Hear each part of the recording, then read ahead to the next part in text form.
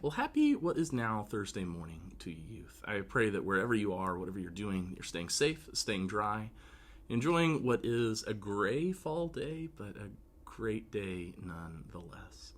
Apologies for not having this out last night. That is my plan to have our Wednesday night lesson out on, Wednesday night. Had some technical difficulties last night. Not really sure why. Shot it yesterday afternoon. And for some reason, the 81.58 gigabytes of free space on my phone is not enough free space to import the two 7.65 gigabyte files that I needed to import to put them together. So not really sure with the new iOS updates what that means, but basically having over 10 times the amount of available space in your phone is not enough. So anyway, I know it's Thursday now. Love you guys, miss you, and just bummed beyond belief that we're going to have to take a few weeks off and not be able to meet. But still wanted to send lessons your way. Anyway, love you guys. Here it is. Well, happy Wednesday to you, youth. This is obviously a little bit of an odd one. We are not meeting tonight, which is a bummer. Hopefully you got it in either text or email, but we're going to take a couple of weeks off after Thanksgiving just to kind of see what happens. That just seems like the smartest thing to do. So as promised, I decided I would start doing lessons and the text devos every morning again. If you're interested in that, shoot me something, let me know, and I will add you to the list. But for tonight, I wanted to do a short lesson, and I also wanted to come to you in the midst of Fort Stubblefield that we've got going here in our living room, because it's COVID, so why not? But I'm here. I've got Solomon with me, helping me out. And I wanted to just kind of do a short lesson, and it was one of those, it started not as a lesson, but just as something I was wrestling with myself, I guess, which is how so many of our lessons begin. But yesterday, Tuesday, don't know if you got a chance to be out, it was an absolutely amazing morning. It was 50 degrees, sunny, just a perfect fall Oklahoma morning. And I realized this as I was walking in to the back door of my office. And it was one of those things where as I'm, fumbling for my keys, trying to figure out where I put them and that sort of thing, I unlocked the door and I'd kind of turn around. There was a bird, so I have no idea what it was, but something chirping, and it kind of caught my ear, and I turned around and looked and realized, this is an absolutely beautiful day. And it was one of those kind of epiphany moments for me. And it was an epiphany in the sense that I had ridden my bike to work. Most days I ride my bike to the church. I mean, we live less than a mile. It's beautiful. It's good exercise, all of that. So usually I either walk, ride a longboard, or bike to work. This was a bike morning. And it was one of those, I realized walking in my office, what a beautiful morning it was. And it was an epiphany for me because it was one of those things, I literally had missed it in its entirety on my bike ride into work. I had been, we live close, it was a 5 or 6 minute ride, but still, I had been out in it all of that morning. And it finally hit me walking into my office as I'm getting ready to leave this beauty of just how incredible and amazing it is. And the reason for all of this was as I had ridden my bike in, I realized we were leaving. It was Tuesday morning, just was getting ready for work. Kids were, being crazy. And we had an argument about something. And at this point, less than about 30 hours later, I don't even remember what we had an argument about. And it honestly doesn't matter. I mean, I was right, she was wrong. That matters.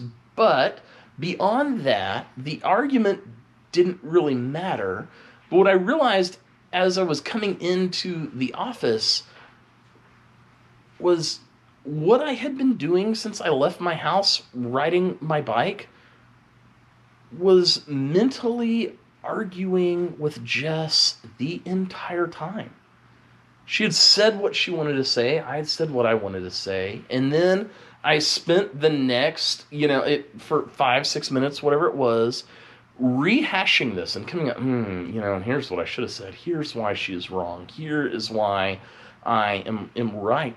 And it was one of those, it genuinely caused me to miss out entirely on what was going on around me. It was a beautiful morning, and I missed it.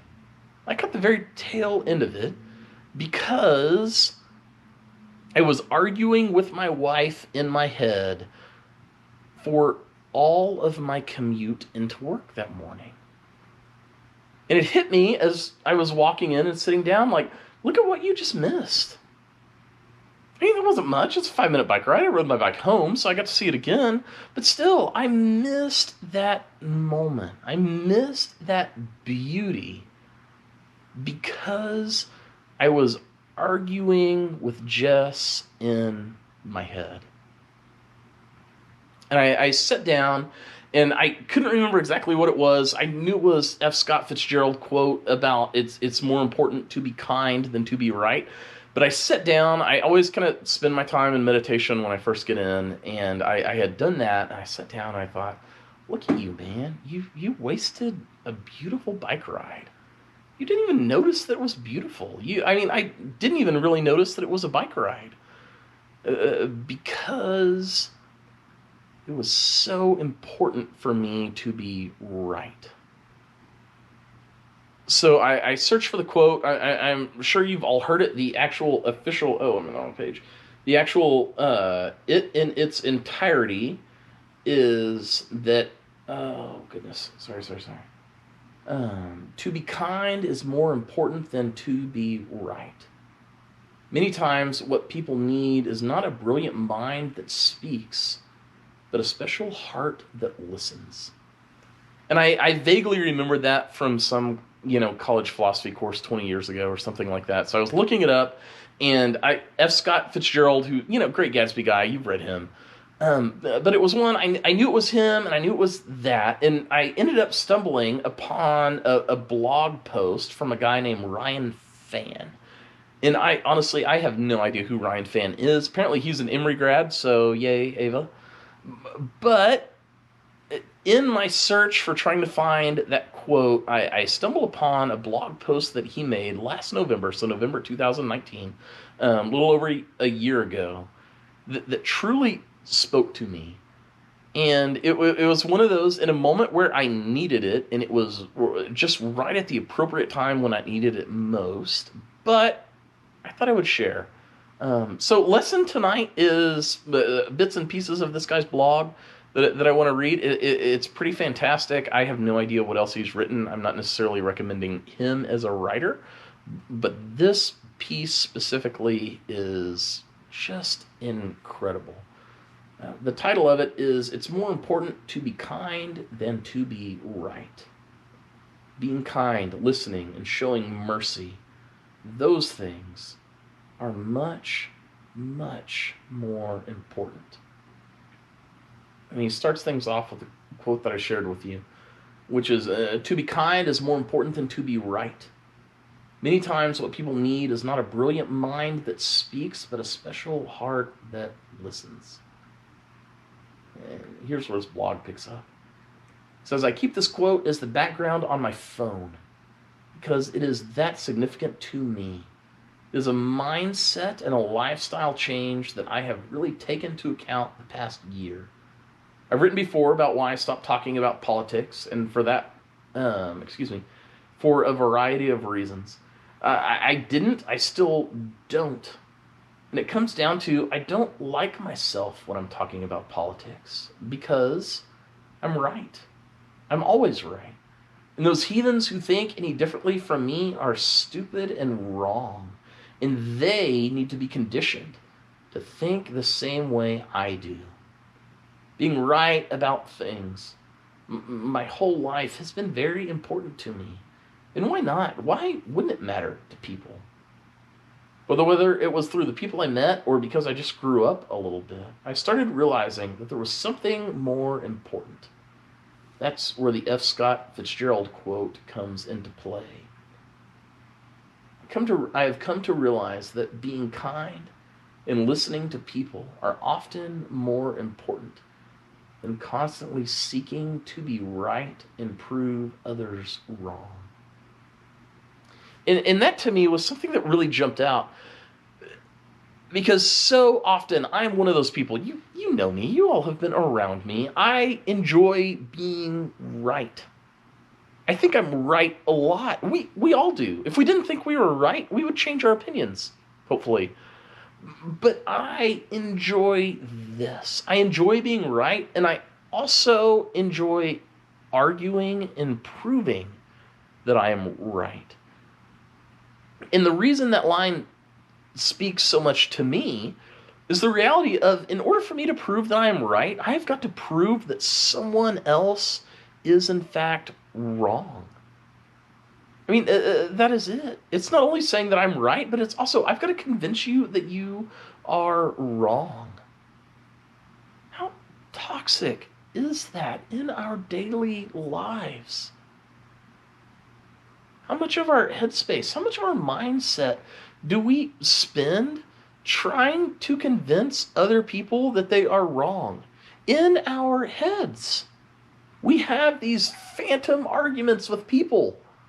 And then we think like, oh, well, they'll probably say this. And then, oh, if they do, I'm going to really lower the hammer then. If they say that, then I'm going to say this. It's just one of those things of, it's crazy. It's me. It's who I am. It's fundamentally who I have always been. But it's insane. It goes on to write, a conversation about who's right and who's wrong is one of either two things. It's either an echo chamber or an argument. If we're truly honest, when we think about it, we rarely do either... when we think about it, if we're truly honest, we rarely do we either get to change our minds or the minds of the person that we are arguing with. Think back to the last argument that you had with someone that you disagreed with. Did they think differently? Did you think differently by the end? Or did your own beliefs only get stronger? Sure, no one likes to be wrong, and we all secretly want to believe that we're above others in some way. But I'm here to claim, being listened to and being shown kindness is far more fulfilling to our needs than being right about something. Being right is often a band-aid. It's a solution to a problem that is unfixable. I once wrote in another article about why a loving God would allow pervasive suffering and evil to infiltrate our world. And the only answer that I could truly find that I agreed with was from Father Kevin O'Neill. He says, it is so that we can be shown mercy. It is so we can enter into the chaos of others, and that others can enter into ours too. So we are shown an unconditional loving presence that soothes broken hearts and binds up broken wounds and renews us in life. This, to me, is an amazing kind of realization. And I think there's a lot more depth to that question of why does God allow suffering in the world than Father O'Neill states. But if we look back in our own lives, it's in that brokenness. It's in that time in life when we were shown mercy and compassion that truly move us and guide the rest of our lives. When Jesus was asked what the greatest commandment was, in Mark's account of the telling, he says that you shall love the Lord your God with all your heart, with all your soul, and with all your mind, and with all your strength. The second greatest is this: you shall love your neighbor as yourself. There's no greater commandment than these. I love this, that Christ mentions nothing in here about us being right, or proving to others that they are wrong, or bringing them around and convincing them to our world view. This is not what we are called to do. This is not who we are called to be. I mean, this is what life is all about. He goes on to say, I've had a lot on my mind recently, and it wasn't important to me at all when I had to get that off my chest what someone else's opinion was. It wasn't important whether they agreed with me or didn't agree with me. If I wanted to war about whether I was righteous at the end of the day, I would have been driven to insanity. Nothing would have changed. Nothing would have been fixed or even done. If I was the most righteous person in the world, it wouldn't have mattered. I realized that I didn't care about that. As Dr. Wayne Dyer famously wrote, when given the choice between being right and being kind, choose kind. What helped me was when I could get emotions off of my chest and people would listen. Giving up the need to be right about everything was one of the best lessons that I ever learned. And it's not a lesson I learned because I was superficially holy or altruistic. It was because I found that things are more important than simply being right. Fulfilling people and fulfilling relationships. Relationships with the people who listened to me and treated me with unconditional kindness and mercy. It's because I have this love now from God and from people that I can do good. It allows me to do good and simply disappear a moment later and avoid getting credit. He keeps kicking me with his foot. And avoid getting credit or recognition. For it's as Jesus says in Matthew 6:1, beware of practicing righteousness before other people in order to be seen by them. Because if you act this way, you will have no reward from your Father in heaven. He concludes by saying, again, I still have my beliefs. And I believe them because I think I am right. I will often vote or act based on those beliefs. And I'm not saying we shouldn't stand by our views and stand by them passionately and courageously. What I am saying is that we don't have that much control over something that goes on someplace far away. What we can control is what happens in our local, everyday lives. How we treat others. And in that, being kind, listening, and showing mercy to those around us are much, much more important. For me, this was something that I desperately needed to hear. When we think about this in our lives, it's so true. We can't always control things. We can't control the things that are happening around us in the world. Yes, I believe we can influence them, and you can stand up and fight, and you should. But you can't control stuff that's going on the other side of the world. We cannot even control our own small pocket of what's going on in the world. But what we can control is how we respond and react and treat the people that we come in contact with on a daily basis. That is something that is completely within our power to affect. And I love so much of this because for me, this is a struggle. It's a struggle for me to let go of my need to be right and simply be kind. But yet, that is so much of the struggle of life. And I'm not saying that you shouldn't have your convictions. You should. And you should fight for them and stand up for them and live according to them. But there are some things that we need to let go.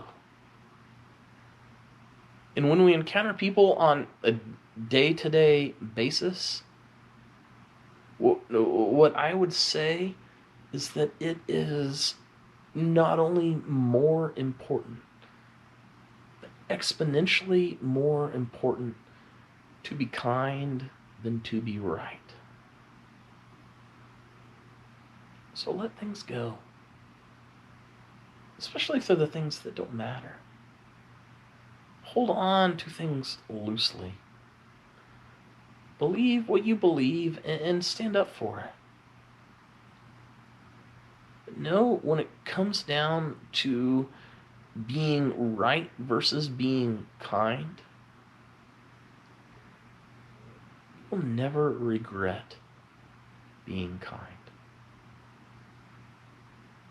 Love you guys.